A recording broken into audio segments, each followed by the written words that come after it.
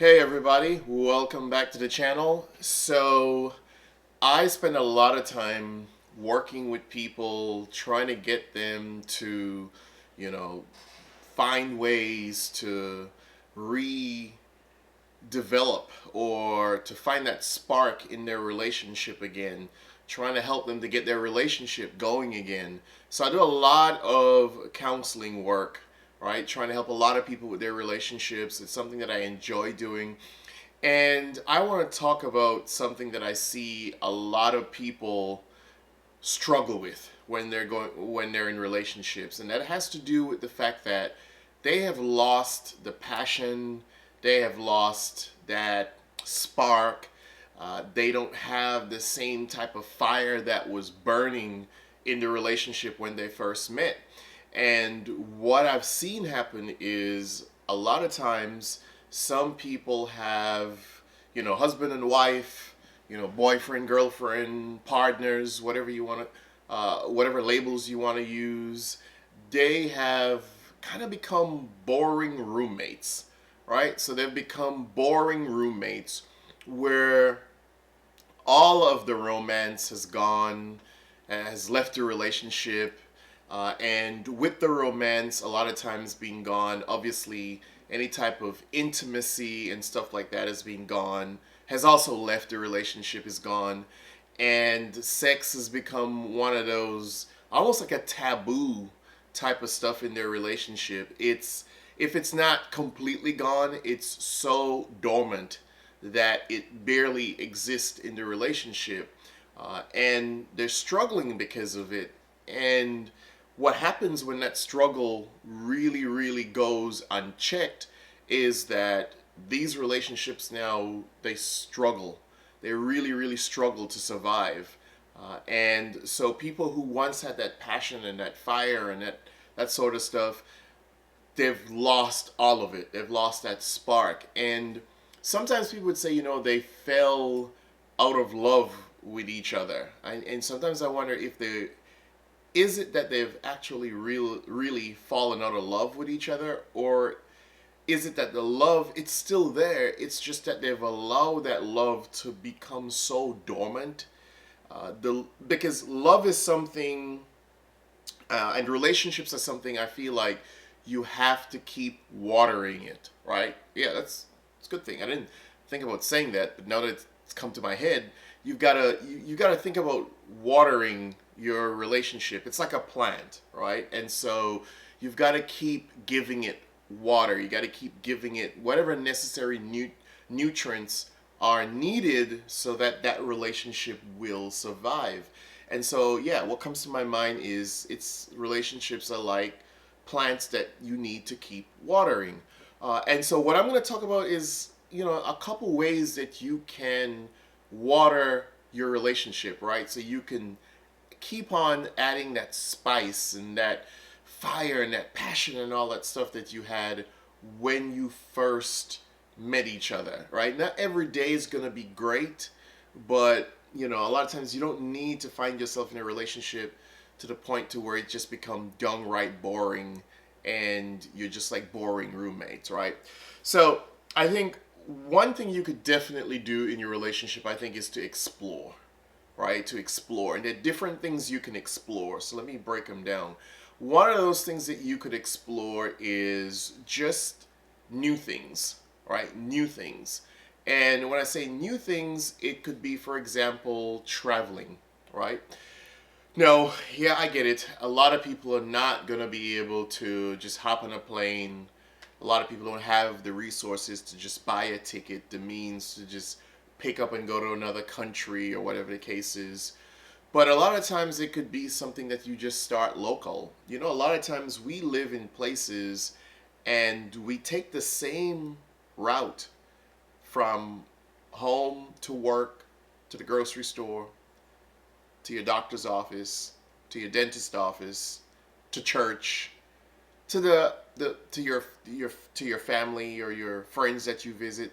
So we drive the same roads a lot of times that there's so much that is undiscovered that you could just begin by exploring your local area, getting out and seeing places that you haven't seen before, but do it together. because as you're having these experiences together, you're coming across these new things, it's adding to your relationship. That exploration creates a type of excitement in your relationship. It might seem like something small, but it's actually really huge when you look at the grand scale of things. So that's a suggestion I would have. Now, if you would eventually, yes, love to travel more and get outside of your immediate area, yes, another thing I would suggest is you could save up money to take that big trip, right? To a different country and really do some exploration. When you're out there in a new culture, trying new foods and that type of stuff, new music, just having a new interaction with something that you are not used to. Another thing it does is it helps to open up your mind. You see the world on a much bigger scale than just the small area that you live in.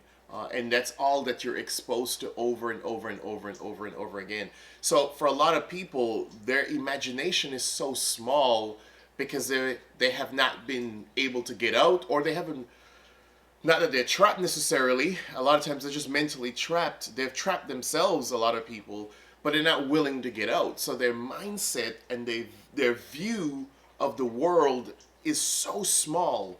It's just within the same roads that they travel all of the time. And there's so much more out there. And so when you're exploring with this person, you're learning together. And as you're learning together, you're growing together. You're having these discussions about new things and these interactions that you have. And that really does help with your relationship, right? It really does help with your relationship. So I would seriously suggest that as something that you could do. Now, as I said, you could start local if you don't have money, but you can save up and take that one trip. The other thing that I've seen people struggle a lot with in their relationship, as far as exploration is concerned, is sex. You know, I've heard a lot of couples say that sex has become really boring, really, really boring. And it's not just how they're doing it, right? But it's also that they are not really doing it. And so it's also become so uncomfortable between them. And they're supposed to be husband and wife or partners or whatever the case is. But sex has become uncomfortable between them because it's not something that they've ever really discussed. They've not talked about it. You got to be able to communicate, right?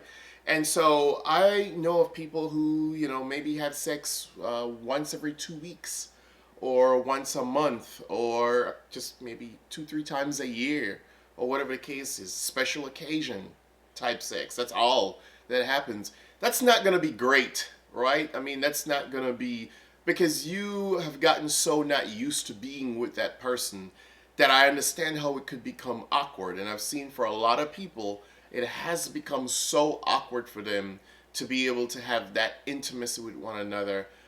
And then sex and intimacy are two completely separate things, right? So first of all, they're not intimate. And intimate means that they've got to be able to share that soft, or not necessarily soft, but that comforting bond between them, be able to interact in a certain type of way. And they're not able to have that type of interaction, and that causes a problem, because a lot of times without intimacy, there is no sex. And then if there's sex without intimacy, then that's not always a good thing either. Because it's one thing for you to just be getting busy having sex, but you're not being intimate with the person. And for a lot of people, intimacy is a critical part of sex, but it's also standing on its own by itself. Intimacy is also a critical part of a relationship. So intimacy could be you watching a movie together, cuddling up, doing whatever the case is, but it doesn't have to be about sex or lead to sex necessarily. Intimacy could be a dinner or something that you plan and surprise each other or whatever the case is. That's sort of like simple things like that. A picnic at the park, a surprise, you know, picnic at the park or something, or at the lake or at the beach, wherever you live. Like simple things like that are intimate. And a lot of relationships, they start off like that because you're trying to win someone over, you're trying to impress them. But then when you feel like, you know what, well, yeah, I've impressed the person enough, then what happens a lot of times is that intimacy just kind of fades away, and you know, and then you find yourself, as I said, like boring roommates. And so I've seen a lot of people struggle with that in their relationships, right? So I just wanted to share those tips with you. Those are just some areas that I would suggest, some small things that you could do, right? You can work on your intimacy, you can work on your sex, and you can work on exploration. And in a lot of ways, the word exploration does cover all those three things: the traveling, the sex, and the intimacy. Those are three areas I think that you could work on if you're really trying to put that spark back in your relationship, really trying to get your relationship going. All right. So let me know what you think. Try it. Leave your comments for those of you who have different suggestions of things that people could do, right? Please don't forget to subscribe. Now, I have a lot of videos. If you're new to the channel, there's a lot more content. I please will encourage you to go back and check it out. Let me know what you think as well. I'm going to admit I'm trying to grow the channel, so I really do appreciate you sharing the videos, please. Whether it's on your Instagram, your whatever social media you have, your Facebook, your Twitter, your whatever, right? And please don't forget to hit the like button, leave your comments. It does help the channel grow. And so I'll keep on also bringing more content for you. To do so, please let me know, are there any videos that you would like to see, and I'll be sure to take a look at it and probably make it in the near future. So until next time, peace.